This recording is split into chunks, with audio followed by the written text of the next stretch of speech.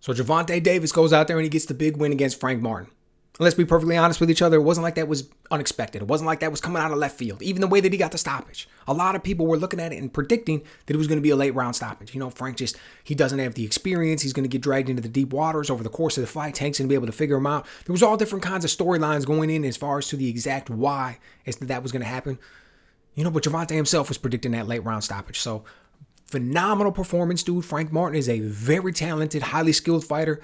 I hope that he doesn't let this set him back. I hope that he makes good decisions in every way, both physically, mentally, emotionally, whatever the case may be. That he takes this experience and he builds from it and becomes a better fighter. Because dude's got an incredible amount of talent. He's gone out there and he's done awesome things, and he's still got things left. Gervonta Davis, on the other hand, man, phenomenal performance. I mean, what can you say? He went out there. All the good things that I just said about Frank Martin, this is the guy who went out there and beat him. All the good things that I just went out and said about Frank Martin, this is the guy who stopped him. Tank's, he's the man at 135, maybe. And I know a lot of people are going to knock that out. And it's not that he's not the man for what he's done, but is he the man going to be for the next, 2-3 years? And I think that's a big question, right? That remains to be seen. But phenomenal question, awesome question, because he definitely could be that guy. Great questions. It's part of the questions that make the sport great, man. Like, who's going to be the next guy? Who's going to be the guy that wins the next biggest fight in the weight division, or the next few biggest fights? Or if we look at a kind of a round robin or a tournament of who's at the top of the divisions, like who's going to be the guy that will emerge and set himself apart from everybody else? Those are the questions that we love. And when we're talking about Gervonta Davis, man, what I love right now is that immediately after this fight, he calls out Lomachenko. And for all intents and purposes, we got to believe that the talk is going on. We've heard from two people now, Leonard Ellerbe and Bob Arum, in the last few days, that these talks are happening behind the scenes, that the teams are beginning to communicate, and we could potentially see a fight, who knows, later on this year, early this year, whatever the case may be, between Loma and Tank. Now, anytime you've got a situation where you've got an older fighter and a younger fighter, there's always that, one guy's coming up, it's going to be the younger fighter, another guy's starting to decline, and you're always wondering at what point their arcs are going to cross and we're going to be able to see this fight.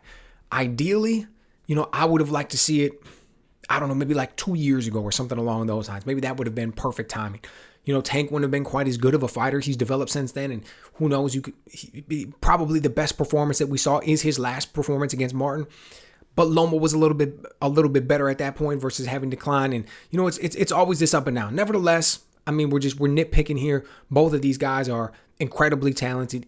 Both of these guys bring so much to the game. It's going to be an awesome fight between the two of them. And here's the thing.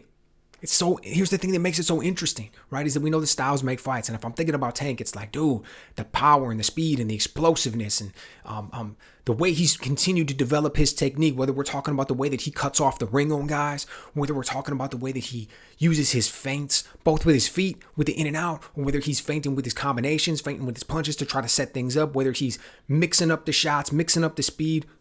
Awesome stuff with that. Whether we're talking about Loma and what he brings to the table with the angles and the footwork and the way that he picks his punches and the accuracy and the placement, just all kinds of stuff that both men bring to the table that are going to make it great. But then there's also questions, right? We got questions about Loma's age. We got questions about Loma's, I don't want to say questions about his punch durability. I mean, that's kind of a weird thing, right? I mean, we saw him just eat some shots from Teofimo, and do we know Teo can punch? We know the dude's got some power. But we also know it's probably not as much as Tank has at 135, and the way that he's got the knockout power and everything. So it'll be interesting to see how he's able to handle those shots. Because over the course of 12 rounds, he's going to get caught with some big shots. It'll be interesting to see how he handles the explosiveness that Gervonta brings to the table. But on the flip side of that, dude, how's Gervonta going to handle the work rate of Loma? How's he going to handle that punch selection? How's he going to handle that footwork? Because my main knock right now against Tank is the way that he gives away rounds. He gives away early rounds, dude. Plain and simple. We've seen it in multiple fights, and we saw it in this one. He gives away early rounds. Guys do that because they really, truly believe one or two things. They really believe they're going to get the knockout. But even if they, in the back of their mind, they think they won't get the knockout, they always think that they'll score knockdowns. And they always think that they'll dominate enough in the second half of the fight or for enough of the rounds that they're going to end up getting the victory. And it's a dangerous philosophy, man. It's beautiful when it works.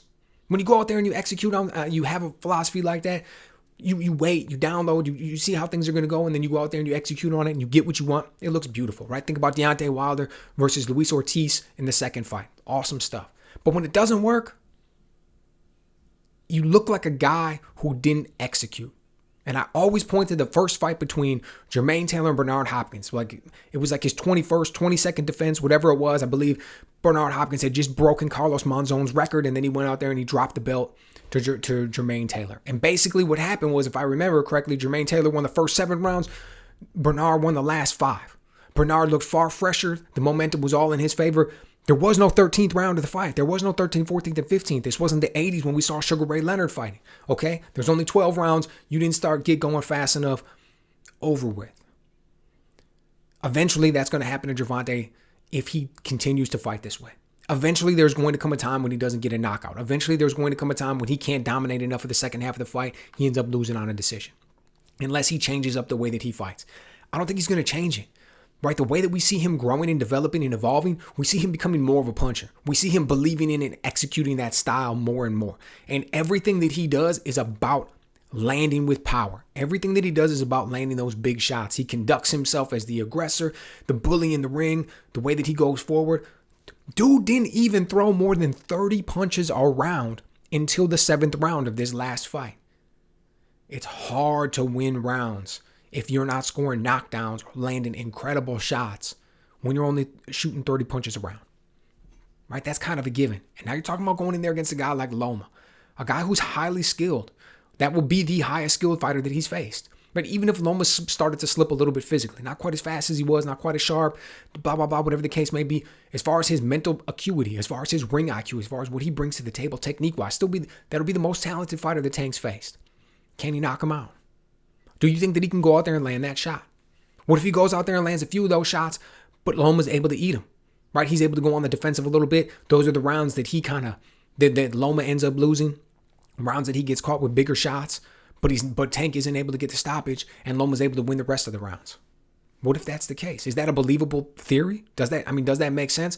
I would have to say, yeah, it's definitely a possibility. It's definitely, just like we could see him go out and get stopped in the 8th round like we saw with Frank Martin, or the 9th or the 10th or whatever. Gervonta carries his power late, so at any point he could go out there and potentially close the show. But that's what makes the fight so interesting, is what both of these guys bring to the table. So that's going to be an awesome one. I hope that what we're hearing is true, that these talks are happening. I hope that this is a fight that we get to see. I love when we see fighters go out there and chase after it. I love when we see fighters go out there and get after it and fight the best guys. And if that's what we're seeing now, I mean, I know that Gervonta's even hinted at the past that he's on this run right now where he's going to fight like 5 or 6 fights. They're going to be the biggest names, the ones that everybody wants to see, including Shakur Stevenson, Loma, all these guys. And then eventually, and then that's it. Boom, off into the sunset. He's done with it. If that's the case and that's what he's really doing here, man, we're in for a treat, because we're going to see some awesome fights between some awesome fighters, dude. And that's what we're going to get. So who knows? But if this fight is really being talked about and happening behind the scenes, hopefully both men find a way to get it done. Hopefully they come to an agreement on whatever needs to be hammered out between, as far as where the refs are from, where the fight takes place, with the percentage and cuts of all the money may be and everything else, and they make it happen, because it's going to be a good one. So let me know what you guys think. How impressed with you were Gervonta Davis's performance against Frank Martin? What do you think about this potential fight with Loma? Do you think it'll happen? And how exactly do you think it will play out? Let me know.